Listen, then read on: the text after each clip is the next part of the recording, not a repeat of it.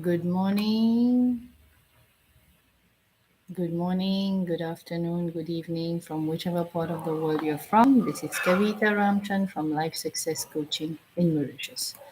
So, we are going to end chapter 5 today, which was Expect an Abundance. And I love that chapter because it's not about thinking, it's not about visualizing, also. I mean, all that is there. But if you're not expecting to receive, like with in your heart of hearts, you know that it's there, it's just a matter of time, then we are just hoping and wishing. So, if we really want to achieve success in life, we want to give it our all. And the next paragraph is going to give an example of who all have done this and have been very successful in the world. So, let us read further. So, he gives an example here. For example, two young mechanics from Ohio introduced us to an entirely new kingdom by building and holding an image of an airplane in flight. But if they had not expected to succeed, they would have surely have quit the first time they met with defeat. See, this is something very, very important to understand. Today, we are not letting children fail actually. If we go to see in school also, the parents don't want their children to fail. The parents are afraid. They are trying everything to protect the child, that the child should succeed, the child should get a promotion in whatever we are doing. I'm not criticizing anything, but I want to make you aware that failure is part of success. If we don't fail, we don't learn. We are not expected to be perfect in life. We are expected to be progressing in life because that is the concept of growth.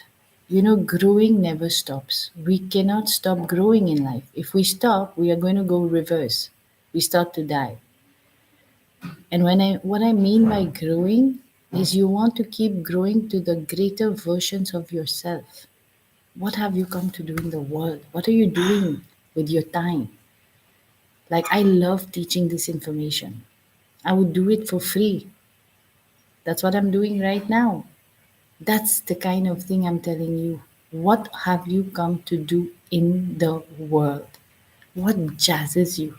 You know, coaching is something that I've fallen in love with because it helps me help so many people grow out of where they are to the next version of themselves, to be free to live their lives and design their lives on their own terms. Of course, we cannot violate anybody's rights, and it has to be within the limits and bounds of nature. So, for example, the example that is given here, the two young mechanics, you see, there was no airplane before. There was never any airplanes before, right? Somebody got the idea, these two brothers got the idea of having a machine flying in the air and they could actually see it flying. And aeroplanes actually don't even need wings, but because they were following birds and thinking how birds can fly, how can we make a machine fly? So they put wings in them. And if the first plane I think that flew, it crash landed, I think, in 14 seconds. So of course there's so many critics, right, who are ready to pounce on, oh, it did not stay up for it crashed. And the two brothers were like, it's okay.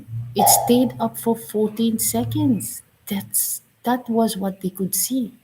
And they knew that they could make it fly longer. If it were able to fly for 14 seconds, that means it must be able to fly longer, right? And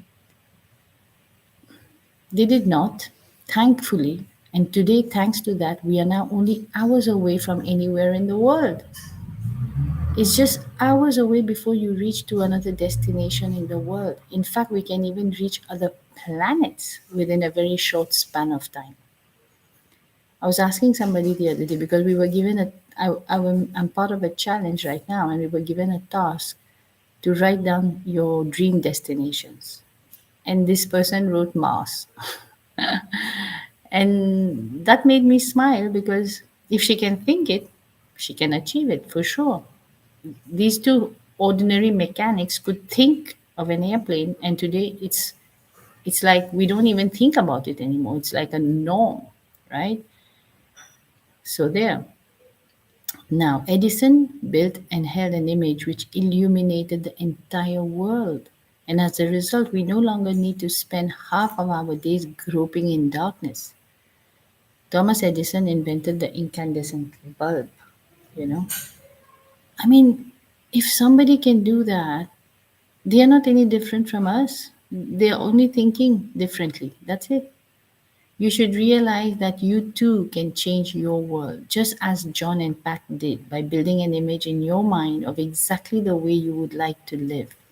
But always remember, you will only receive what you truly expect, not what you only wish for. So you want to know that if you can think it, it will happen in your life. There's no two ways about that. That's the way the law works. The laws of the universe are very, very precise.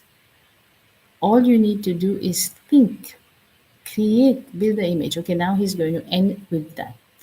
The summary of the whole chapter. There are three certain steps for achieving prosperity in all areas of your life. Number one, build the image in your mind. First step. Number two, turn it over to spirit, means let go and let God. And number three, expect with your heart and soul that spirit will reward you openly for your faith. Openly. You just have to believe it. That's it. And hold on with faith.